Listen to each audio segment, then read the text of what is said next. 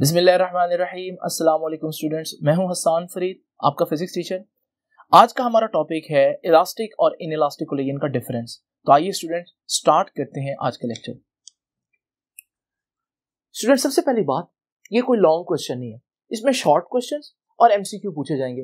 लेकिन अब इलास्टिक और इनइलास्टिक कोलिजन बेसिकली डिफरेंस क्या है, आइए कुछ रियल एग्जांपल से समझते हैं। स्टूडेंट्स, आप लोगों ने देखा होगा कि बचपन में एक बॉल जिसे हम सिम की बॉल या मैजिक बॉल कहते थे, वो बहुत बाउंसी होती है। जब आप उसको किसी फ्लोर पर फेंकें तो वो टकराने के बाद ऑलमोस्ट उसी हाइट तक वापस पहुंच जाती है।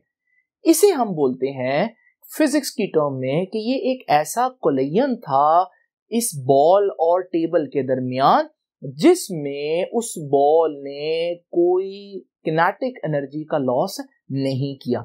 इसे बोलते हैं कि ये एक इलास्टिक कोलिजन है। तो आइए स्टूडेंट्स देखते हैं कि what is N elastic collision. It is a type of collision, ये एक ऐसा कोलिजन है इन विच kinetic energy of system remains constant. Kinetic energy change नहीं होती। Now students, on the other extreme, आप अगर बजाय मैजिक बॉल के एक स्टील बॉल लें और उस स्टील बॉल को इस वुडन टेबल के ऊपर फेंकें तो आप क्लियरली देखेंगे, और आपने देखा भी होगा कि ये टकराने के बाद, कोलाइड करने के बाद कभी भी अपनी ओरिजिनल हाइट अचीव नहीं करती। इसका मतलब ये हुआ कि यहां पर इसकी किनेटिक एनर्जी में कुछ लॉस हुआ। इसे हम बोलते हैं कि it is not an elastic collision या it is an inelastic collision. So students, what is an inelastic collision? It is a type of collision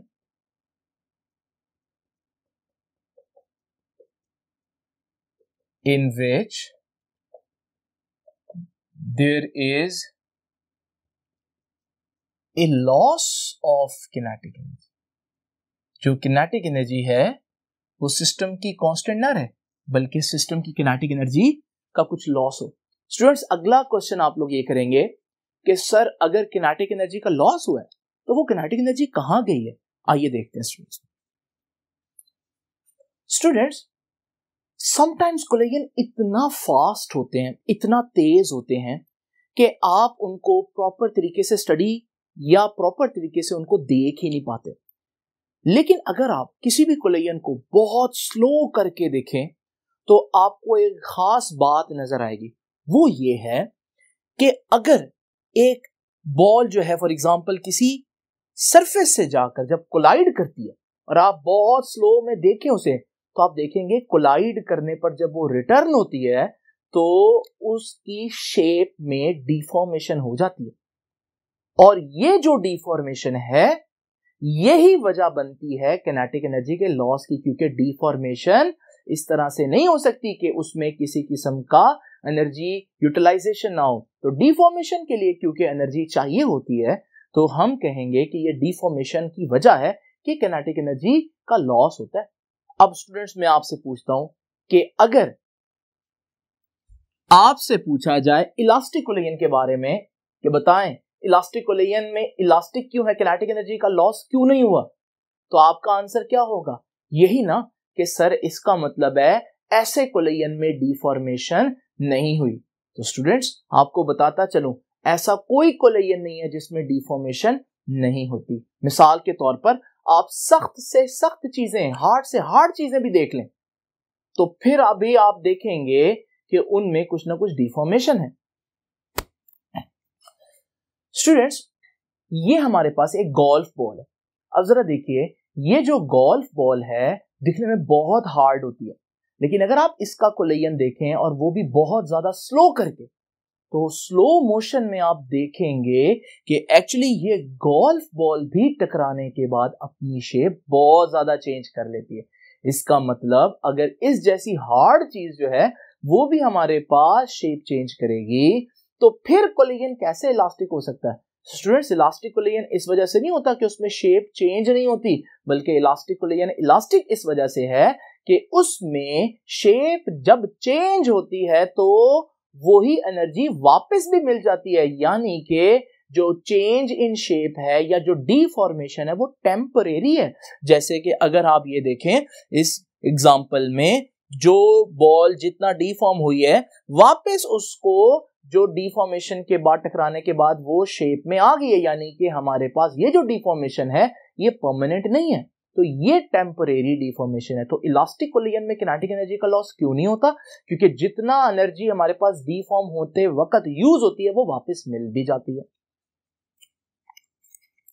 students मैं मैथमेटिकली इस बात को लिख देता हूं, फिर या अभी बात लिखते हैं कि किनेटिक एनर्जी जितनी इनिशियल है किनेटिक एनर्जी फाइनली भी उतनी ही है।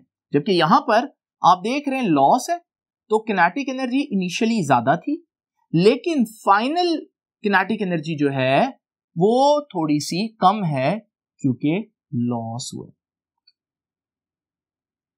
नाउ स्टूडेंट्स हमारे पास ये जो इलास्टिक कोलिजन में मैंने आपको बताया कि इलास्टिक कोलिजन कब होगा? जब डिफॉर्मेशन कैसी होगी?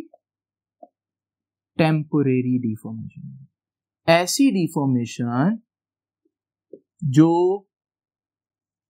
जितनी एनर्जी यूज करे इंटेक्ट खत्म होने के बाद वही एनर्जी वापस भी दे दे। नाउ स्टूडेंट्स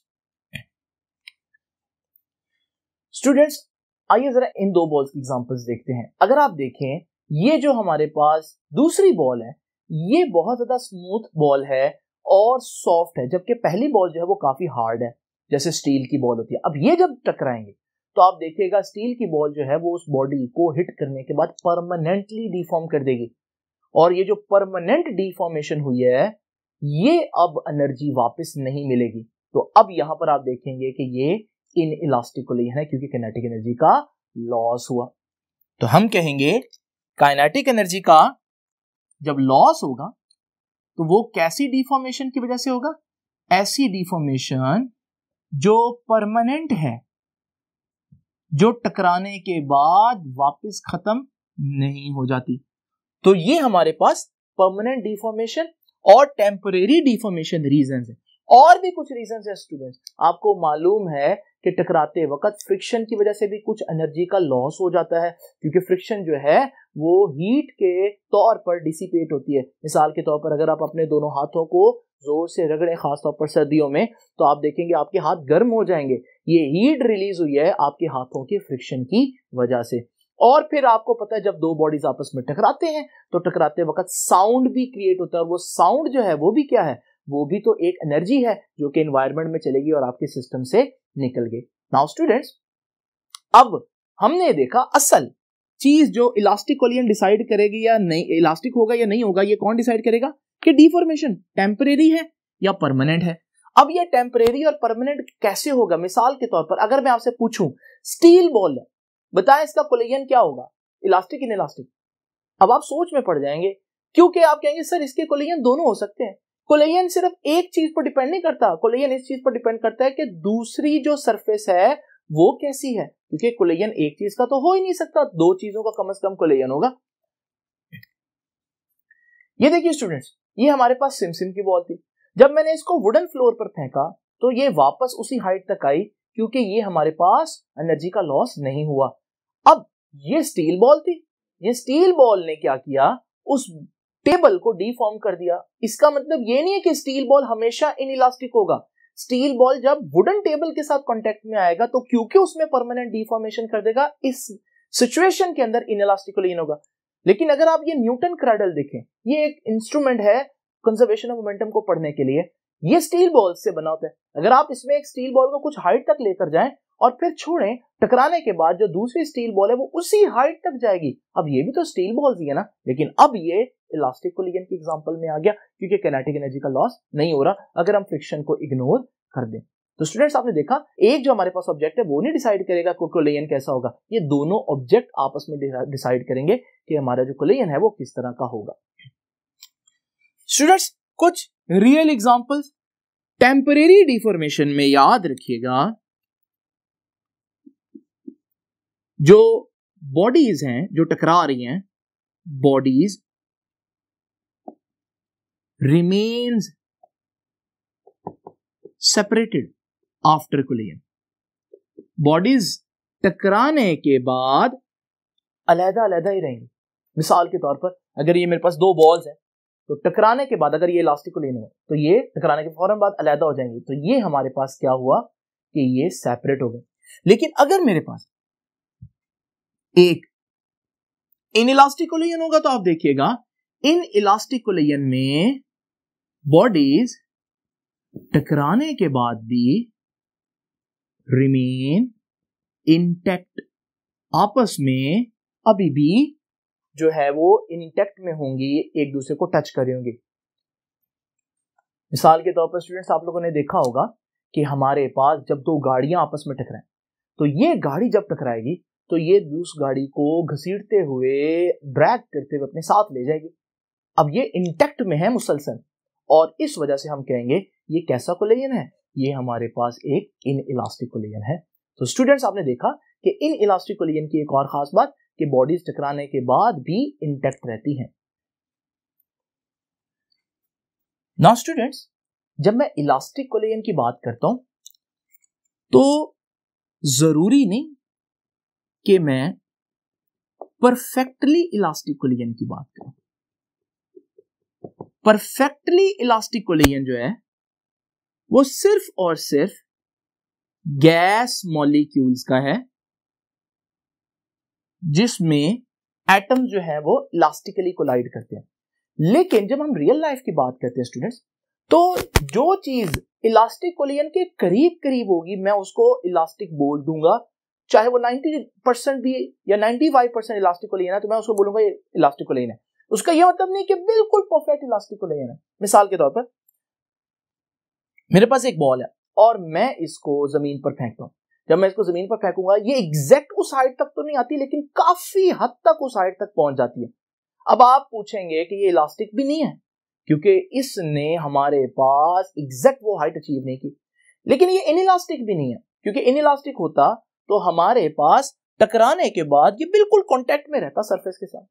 तो अब हम क्या करेंगे, हम इस चीज को, क्योंकि ये इलास्टिक के ज्यादा करीब है, हम इलास्टिक कंसीडर करेंगे। ऑल्दो ये परफेक्ट इलास्टिक नहीं है लेकिन हम इसको अपनी अप्रोक्सीमेशन में इलास्टिक कहेंगे। और अगर हम दूसरी एग्जांपल में देखें उसमें हमारे पास वो चीज जो है वो ज्यादा करीब है इनइलास्टिक के, तो हम उसको इनइलास्टिक कंसीडर कर देंगे। नाउ स्टूडेंट्स, आज की आखिरी बात और वो ये है कि बच्चे पूछते हैं sir which is important, elastic collision और इनइलास्टिक कोलिजन, क्या चीज आप प्रेफर करेंगे, कैसा कोलिजन होना चाहिए। स्टूडेंट्स, ये डिपेंड करता है आपकी प्रायोरिटी क्या है, आप क्या चाहते हैं। स्टूडेंट्स, जस्ट इमेजिन करें कि मेरे पास ये दो कार्स हैं और ये इतनी कीमती कार्स हैं कि मैं चाहता हूं कि टकराने के बाद इनकी जो शेप है या इनके जो डैमेज है वो कम से कम हो, शेप कम से कम डिफॉर्म हो। अब मैं इसके लिए डिफॉर्मेशन कम से कम चाहता हूं तो मैं चाहूंगा कि ये इलास्टिक कोलिजन करें। लेकिन होगा क्या, अगर ये इलास्टिक कोलिजन करेंगे और शेप चेंज नहीं करेंगे, एनर्जी लॉस नहीं होगी, वो सारी एनर्जी जो है टकराने के बाद वो उस शख्स को मिलेगी और वो बहुत तेजी से आगे को शूट आउट करेगा और उसकी जान जाने का खतरा ज्यादा होगा। लेकिन अगर आपकी प्रायोरिटी गाड़ी को बचाना नहीं बल्कि उस अंदर बैठे शख्स को बचाना हो तो फिर आप ऐसी डिजाइनिंग करेंगे गाड़ी की कि इन इलास्टिक कोलिजन हो ताकि टकराने के बाद सारी एनर्जी का जो लॉस है वो डिफॉर्मेशन में यूज हो जाए, बॉडी की शेप चेंज करने में, जिसकी वजह से जो अंदर बैठा शख्स है उसके पास कम एनर्जी पहुंचेगी और वो महफूज रहेगा। तो इलास्टिक होगा या इनइलास्टिक होगा ये टोटल डिपेंड करता है कि आपकी प्रायोरिटी क्या है, आप चाहते क्या हैं। स्टूडेंट्स, आज की आखिरी बात और वो क्या है, याद रखिएगा, इलास्टिक कोलिजन में किनेटिक एनर्जी सिस्टम की कंजर्व रहेगी, इनइलास्टिक में किनेटिक एनर्जी सिस्टम की कंजर्व नहीं रहेगी, मगर याद रखिएगा total energy and total momentum, total energy and total momentum of the system remains constant in all type of collisions. Elastic हो या इनइलास्टिक हो, हमारे पास जो टोटल एनर्जी और टोटल मोमेंटम है, किनेटिक एनर्जी की बात नहीं कर रहा मैं, टोटल एनर्जी और टोटल मोमेंटम वो हमेशा कांस्टेंट रहेंगे, चाहे इलास्टिक कोलिजन हो चाहे इनइलास्टिक। स्टूडेंट आई होप कि आपको इलास्टिक और इनइलास्टिक कोलिजन के जितने भी प्रॉब्लम्स थे वो सॉल्व हो गए होंगे। आपसे मुलाकात होगी नेक्स्ट लेक्चर में, तब तक के लिए अल्लाह हाफिज।